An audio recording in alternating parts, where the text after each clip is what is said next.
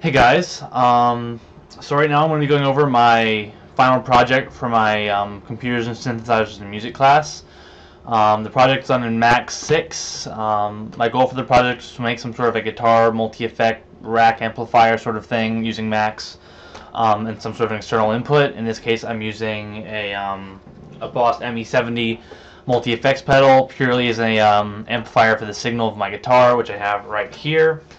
The guitar's running into that, straight into my line-in on my computer, which is running straight into Max.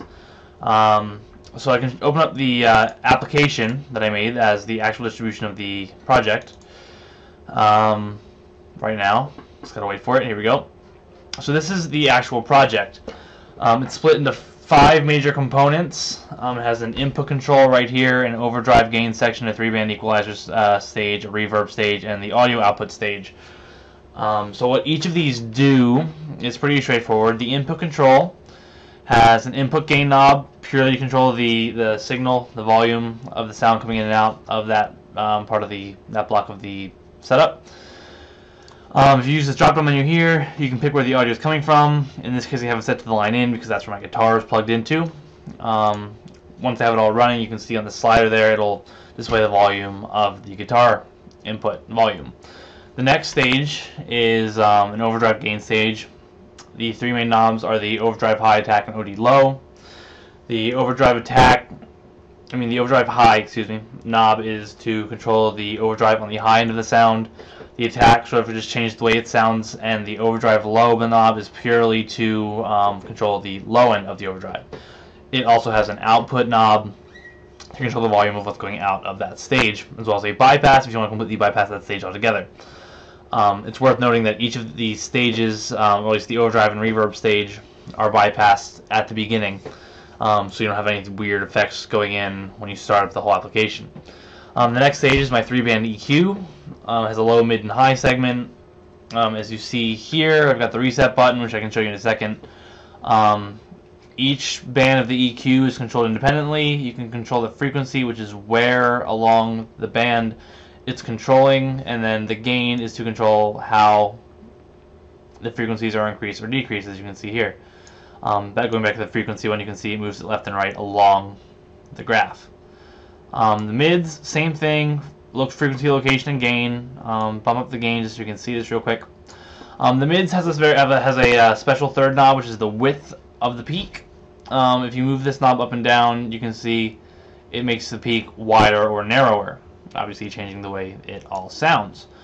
Highs works exactly the same way, move back and forth, gain up and down, that's it. Finally, if you just want to completely start over again, there's a big reset button right here. Click it, it goes back to a flat line. The second to last stage in this setup is the reverb stage. There are really only 2 parts to this. It's pretty straightforward. There's a delay time in milliseconds, so however long you want that reverb to go out. And then finally the effect volume, so how loud you want the reverb effect to be, also a bypass. The final stage of this entire thing is the audio output. That has 2 sliders for the left and right output gain for both of your speakers, and then it has 2 little meters there to show you what the volume is going out. Little speaker button turns the audio output, says whether your audio output's working, and then it has a little toggle switch right above it to turn it on and off. So real quick, we'll go over the function of it. We'll get the input control on, turn up the volume a little bit, just enough, that should do it. With my guitar, see if I can get it to work. Probably not, because why would it work? Here it is not working. It's always good. There we go. So you can see there, we have signal coming in from my guitar. But no sound coming out. That's the important thing. I have it set up so when you start up the application, there's no sound comes out, so you don't blast your ears off trying to get it working. So that's where I'm going to go ahead and turn on the audio output with this toggle right here and bump up the output gain a little bit until we get some sound. So right now you can see it's working pretty well. It's just right now straight through from the input to the output, nothing else between. To go over some things really quick, we can touch on the EQ first, purely because That's the most straightforward element. We can see right here, I have it set, I'll play like an E chord. Sounds like that. If I bump up the low gain, sounds a little bit different, not a whole lot. If I drop the gain a whole lot, it's going to sound a little hollower. I can do the same thing with the mids. Let's just drop out the mids, make the width really pretty wide, and then do the same with the highs. Just drop them all out for now so you can see what it sounds like. It sounds really probably hollow. It sounds really tinny. Here's an A chord. If you bump up the mids, you get some of that sound back. Highs, same kind of thing. And lows, same sort of thing. We'll just reset it for now.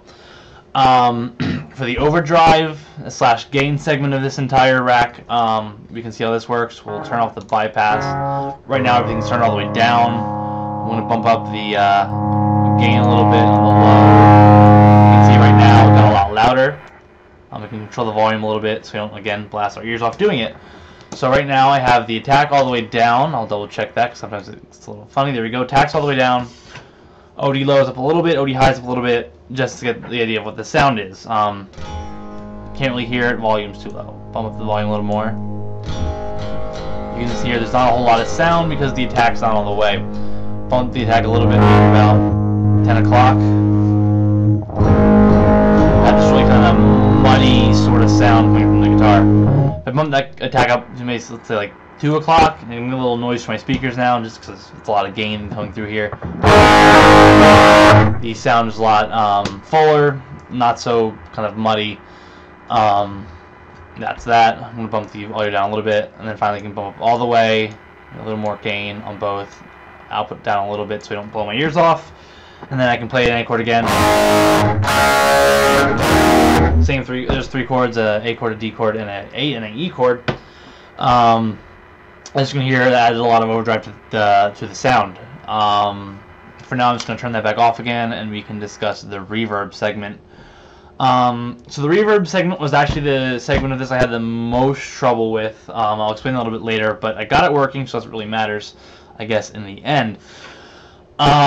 We can turn off the bypass, get it working. I'll play an A chord. Got a little bit of working right there, you can hear it. I'm wanting to put up the output gain, or actually put up the effect volume a little bit, just so we can get some more sound.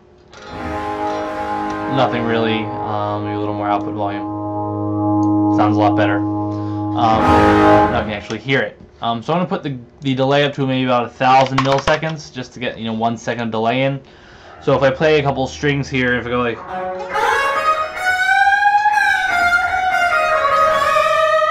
you can hear a little bit of a reverb effect behind it now. It's also worth mentioning now, I forgot to mention this earlier, that through my sound card I have on my computer, there's a little bit of a latency issue. So like when I play my chord here, it's going to have a little bit of delay before it comes through. That's not a problem with the max patch at all. It's simply something with my hardware. So if I bump the delay again to 5,000, you now have a pretty decent delay. If I play the same couple notes again,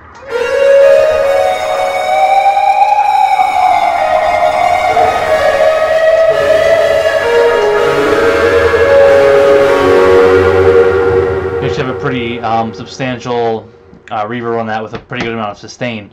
You can play whatever you want with that. So yeah, that was the most difficult part of this entire setup. And then finally there's the audio out. That's straightforward, as you saw when I was playing through here. It just gives you the level of the output, and then it outputs the audio. So that's the basic rundown of how this works. So now we're going to quit out of this, and I'm going to go to the max patch and explain that a little bit. Open this up in Max, because I don't have it set up as the default program yet. Let's give it a second. There we go. So here is the actual Max patch. Same thing as you just saw before, works exactly the same way. I'm just going to do a quick breakdown of how I did it and what it is. So pull out of presentation mode. Here's the full thing, a lot bigger. Basically how it works is there's the input control right at the top. It's just basic stuff. Most of it was hidden in the presentation view just because it's unnecessary. All I really left was the knob for volume and the slide and the meter. So that's really basic. The overdrive and gain segment, a little more involved. When you see I have two overdrive segments in series. That's purely just to get the high and low overdrive. It's a little bit of a thing to play with, getting the right sound.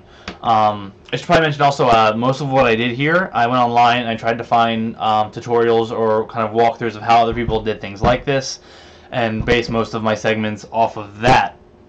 As Professor Manzo says, you know, don't reinvent the wheel. So the overdrive gain segment, I worked off of a tutorial online to help get me the idea of how it all works, get it all set up, and integrate it into my system. You can see how it all works together right there. We have two overdrive segments and a one pole, which is a interesting little turn off presentation. Where you can see it's a little object, which is a little IIR filter. So the next segment is the EQ, which you can see I have a load bang right here, which basically sends out default values to all the knobs, just so it has something of a realistic value when it starts up. You can see just those knobs running straight into the three filters, or filter graphs, excuse me, which run into a pack just to get some decimal values, which then run into a cascade, which combines all three filters together, puts it on one, and that's what you see in the actual application. So you can see exactly what you've made with the EQ. That runs through a cascade, which combines the EQ with the sound coming out from the previous stage, and that gives you your equalized sound. The reverb stage, this was, like I said, the hardest part. I actually had a lot of trouble trying to find anything online about how to make this. The only thing I could find was actually finding a, I had to get an external patcher.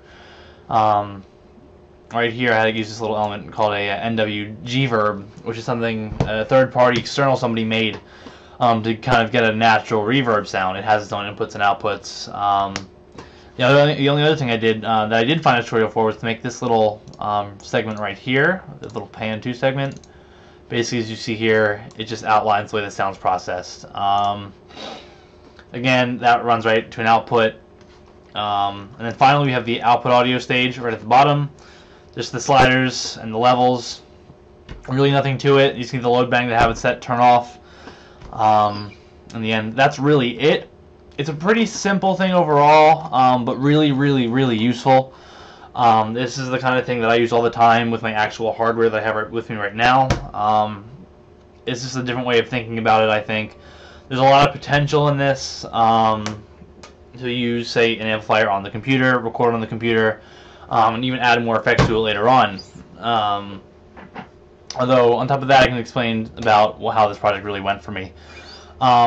Really wasn't too difficult overall. I went into it really wanting just to make basically this, an electronic amplifier / effects rig, just to play around with, because, you know, I play guitar, so I thought it might be fun to do. Definitely came out successfully. Not a whole lot of trouble overall. There were a lot of guides and helpful tutorials online about how to make a lot of the effects and blocks that I did for this. Like I said, the hardest part was the reverb, simply because it's a really kind of complex thing that involves some weird algorithms that I luckily was able to find a external patcher that somebody had already made. I integrated that into my my effects rig right here, and everything worked out great. So really, that's it. This is just my patcher. I called it Guitar Rack. Thought it made sense. Other than that, that's pretty much it. I had a good, fun time making this, and I hope that somebody maybe finds this useful. Thanks.